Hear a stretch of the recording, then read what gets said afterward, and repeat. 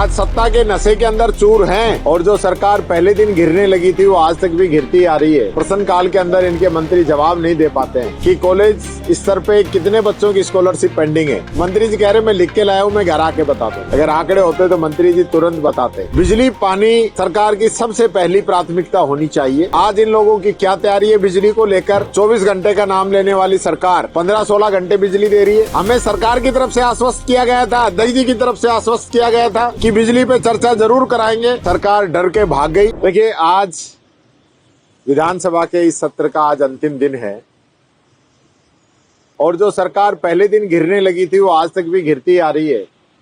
आज भी आपने देखा होगा प्रश्न काल के अंदर इनके मंत्री जवाब नहीं दे पाते हैं और विशेष रूप से बच्चों से जुड़े हुए प्रश्न के जवाब में जब मैंने स्कॉलरशिप का पूछा कि कॉलेज स्तर पे कितने बच्चों की स्कॉलरशिप पेंडिंग है तो मंत्री जी बता नहीं पाए।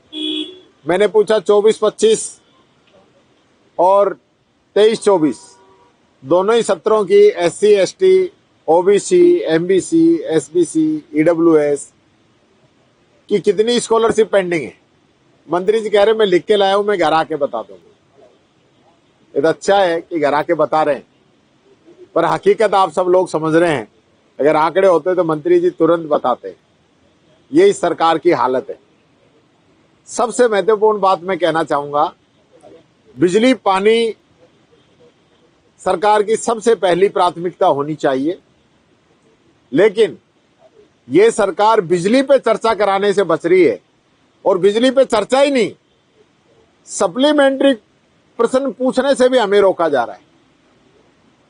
अध्यक्ष जी कह रहे हैं कि ये तो एक विधानसभा का इलाका का मामला है। ये विधानसभा का सदन का अधिकार है जो नेता प्रतिपक्ष को दिया हुआ है, वो कहीं भी पूछ सकता है। तो चूंकि मंत्रियों को बचाना है, मंत्री फंसे नहीं। आज इन लोगों की क्या तैयारी है बिजली को लेकर? पीक आवर्स में क्या स्थिति रहेगी? बार बार हमारी समय पे सवाल उठाते हैं। अब तो 1.5 साल होने को आ गए इनको कि आप लोग महंगी बिजली खरीदते थे।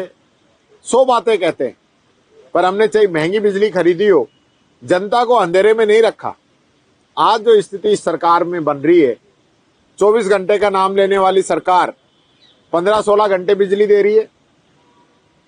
6 घंटे की बात करने वाली सरकार 5 घंटे के आसपास बिजली दे रही है, और वो भी ट्रिपिंग के माध्यम से। और जब गर्मी आएगी, हीट वेव चलेगी, बिजली की डिमांड बढ़ेगी, उस समय इनके पास क्या प्रबंध है, क्या इनकी व्यवस्थाएं हैं, उसको लेकर हम चर्चा करना चाह रहे थे। कार्य सलाहकार समिति के अंदर बार बार कहने के बावजूद हमें सरकार की तरफ से आश्वस्त किया गया था, अध्यक्ष जी की तरफ से आश्वस्त किया गया था कि बिजली पे चर्चा जरूर कराएंगे, लेकिन सरकार डर के भाग गई। बिजली पे चर्चा नहीं कराई। बिजली की स्थिति ऐसी है कि आज गांवों के अंदर कनेक्शन काटे जा रहे हैं। PhD के कनेक्शन, उसका बिल या तो ग्राम पंचायतें भरेंगी या नगर पालिका नगर निगम भरेगा, जनता तो नहीं भरेगी ना। तो आप ये बिल क्यों काट रहे हो? एक एक पंचायत के अंदर 2-2 4-4 5-5 कनेक्शन काट देते हैं। पूरा गांव त्राहिमाम करता है।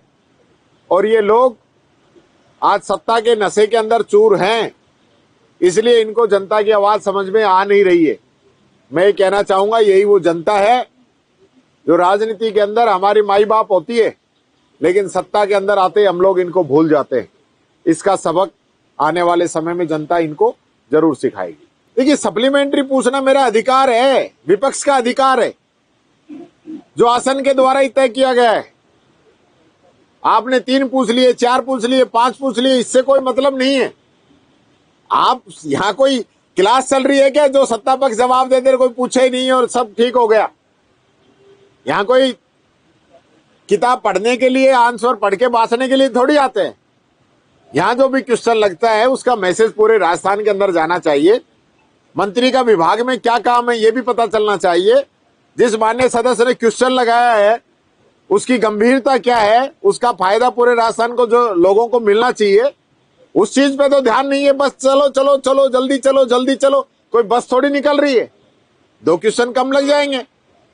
लेकिन ये समस्याओं का आखिरी पड़ाव है। मैंने पहले भी कहा था, जब विधानसभा चलती है, विधानसभा के अंदर क्वेश्चन लगता है, तो पूरे प्रदेश की जनता को बड़ी उम्मीदें रहती है और माननीय सदस्यों को भी रहती है कि मैंने क्वेश्चन लगाया है तो मंत्री इसका जवाब देगा।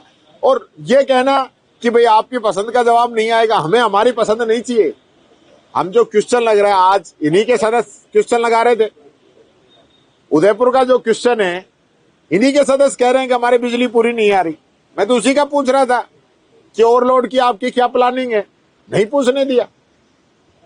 आपका जो फसल बीमा से रिलेटेड था वो भी इनके सदस्य ने पूछा, तो उसमें मैंने यही कहा कि भाई किसान को बीमा मिलना चाहिए, कोई एक भी दिन ऐसा नहीं हो जब बीमा नहीं मिले। ये सारी चीजें सरकार इनसे बचना चाहती है। ये तो इनका जो है ना, इनके पास कोई मेरा तोड़ नहीं है, इसलिए कुछ ना कुछ ऐसे कहते रहते हैं। मैं तो चाहता हूं ये जवाब दें, जनता के प्रति इनकी जवाबदेही रहनी चाहिए। आज कोचिंग को लेकर महत्वपूर्ण विधेयक सरकार लेके आ रही है, उसके लिए मैं कहना चाहूंगा, आज जो विधेयक ये सरकार लेके आई है, न तो सुप्रीम कोर्ट की गाइडलाइन पूरा कर रहा है, न हाई कोर्ट की गाइडलाइन पूरा कर रहा है, न भारत सरकार, जिसकी डबल इंजन की सरकार बताते हैं, भारत सरकार की जो गाइडलाइन है उनको पूरा कर रहा है। और छोटे जो कोचिंग वाले हैं उन पे शिकंजा कसने के लिए, और बड़े जो कोचिंग वाले हैं, बड़े जो मुख्यमंत्री कहते हैं बड़े मगरमच्छ, उनको फायदा देने के लिए लेके आ रहे हैं। ये आधा अधूरा बिल लेके आए हैं। मैं ये कहना चाहूंगा, ये जनता के हित में नहीं है, छात्रों के हित में नहीं है, ये सभी कोचिंग संस्थानों के हित में भी नहीं है कुछ के अलावा। इसलिए इसको वापस सरकार को देखना चाहिए। और जब हम कोई बिल लेके आ रहे हैं, जितने सुसाइड लगातार हो रहे हैं, अभिभावकों को लूटा जा रहा है, उस दिशा में भी सोचना चाहिए। एक फॉर्मेलिटी पूरा करना चाहती है सरकार, जो कि हम इसका पुरजोर विरोध करेंगे इस बिल का। राणा सांगा हमारी राजस्थान की शान है। उन्होंने जिस प्रकार से लड़ाइयां लड़ी, इतने घाव अपने शरीर पे रहते हुए भी वो लड़ाई लड़े। इसलिए कोई व्यक्ति क्या कहता है ये अलग बात है, लेकिन वो वीर हमारी धरती के लाल, और उन्होंने इस राजस्थान का, इस राजपुताने का नाम ऊंचा किया है। ये बात मैं कहना चाहूंगा। एक बात मैं और कहना चाहूंगा कि लगातार जो इतिहास से छेड़छाड़ कुछ लोग कर रहे हैं, चाहे वो कोई भी हो, जिन लोगों का इतिहास के अंदर जो भी योगदान है, किसी का कम होगा, किसी का ज्यादा होगा, किसी का अच्छा होगा, किसी का गलत होगा, लेकिन इतिहास को आज जिस प्रकार से तोड़ मरोड़ के पेश किया जा रहा है, जो बातें बोली जा रही हैं, उन पे लगाम लगाने की जरूरत है। और ये हेट स्पीच जिस प्रकार से बीजेपी की, अभी आपने देखा होगा ना, जो एक्स का नया आया ग्रुप, वो ऐसी ऐसी पोल खोल रहा है बीजेपी की कि बीजेपी वाले छुपते घूम रहे हैं। अब उसको भी कह रहे होंगे कि भाई इसको भी कांग्रेस ने बनाया है, पर वो हकीकत है कि हेट स्पीच कौन दे रहा है, कौन अपने वादे पूरे नहीं कर रहा है। अब ये तो सबको ही पता है ना, मोदी जी ने कहा था किसान की आमदनी दुगुनी करूंगा, तो ग्रोक बता दे तो इसमें गलती क्या है। इन्होंने कहा सबको पक्का मकान मिलेगा, 2 करोड़ युवाओं को रोजगार मिलेगा। जो जो वादे नहीं करने थे, महंगाई का, भ्रष्टाचार का, आतंकवाद का, गंगा मैया का, पता नहीं क्या क्या कहा था, चीन को लाल आंख दिखाने का, पर हकीकत क्या है। अब वो तो मशीन है, वो उसको तो डरा नहीं सकते, दबा नहीं सकते। तो इसलिए बीजेपी घबराई हुई है, बीजेपी की पोल खुलने लग गई है। देखिए, सरकार को अभी होश ही नहीं है, अभी तो ये सत्ता के नशे में ही चल रहे हैं। इनको पता ही नहीं है हमें करना क्या है।